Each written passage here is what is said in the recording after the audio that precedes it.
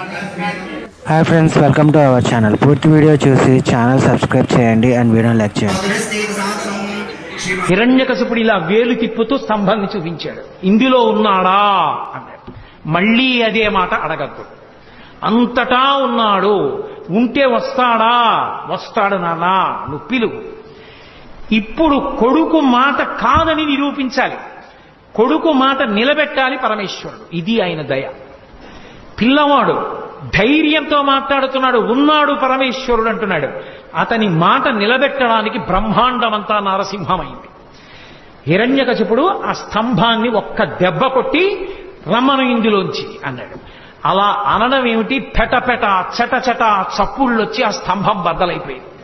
బద్దలైపోయి అందులోంచి ఒక్కసారి విస్ఫులింగములు పైకొచ్చి పెద్ద కాంతి మండలం ఏర్పడి కందులతో చూడడానికి వీలు కానంత భయంకరమైన తేజస్సు ఒకటి బయటకు వచ్చింది. ఆ తేజస్సులోంచి పట్టుపుట్టం కట్టుకుని స్వామి నిలబడ్డారు. భయంకరమైనటువంటి గర్జన చేస్తుంటే ఆయన పాదములు తీసి వేస్తుంటే ఆయన యొక్క వేగాన్ని ఒత్తిడిని తట్టుకోలేక 1000 పడగలున్నటువంటి ఆదిశేషుడు సార్వభౌమము మొదలైనటువంటి దిగ్గజములన్నీ కూడా భూమి యొక్క బరువుని ఓర్చలేక తలలు వంచేసాయి. ఆయన పాదములలో చక్రరేఖ, శంఖరేఖ, పద్మరేఖ, నాగలి, అమృతభాండము మొదలైనటువంటి దివ్యమైన చిహ్నములు కనపడుతున్నాయి.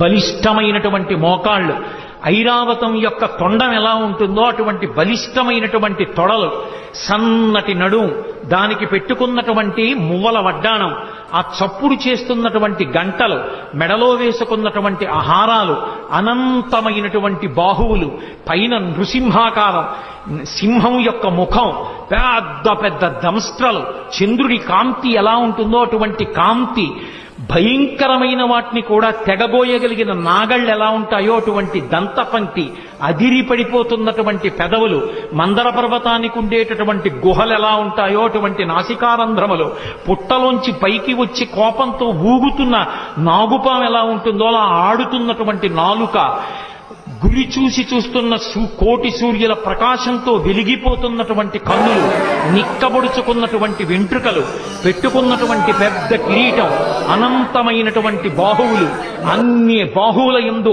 ఆయుధములు పట్టుకుని మహానుభావుడు అడుగు తీసి అడుగు వేస్తూ వస్తూ పెద్ద గర్జన చేస్తూ తల ఇలా ఊపితే ఆ కేసరములు తగిలి దేవతలు విమానంలో వెడుతున్న వాళ్ళు భ్రంశమై విమానాల్లోంచి కింద పడిపోయి ఆ మేఘములన్నీ కొట్టబడి పర్వతములన్నీ ఘూర్నిల్లి సముద్రములన్నీ పొంగిపోయి భూమండలమంతా కలత చెంది స్వామి నరసింహావతారం వచ్చింది.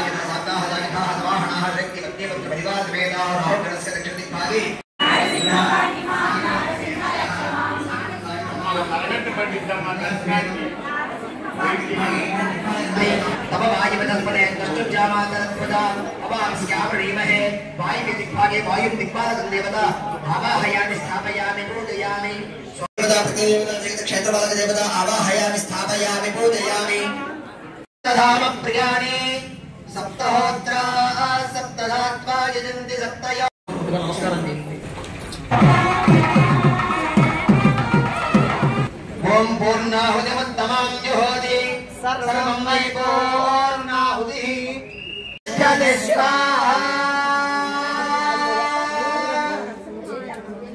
గోవిందా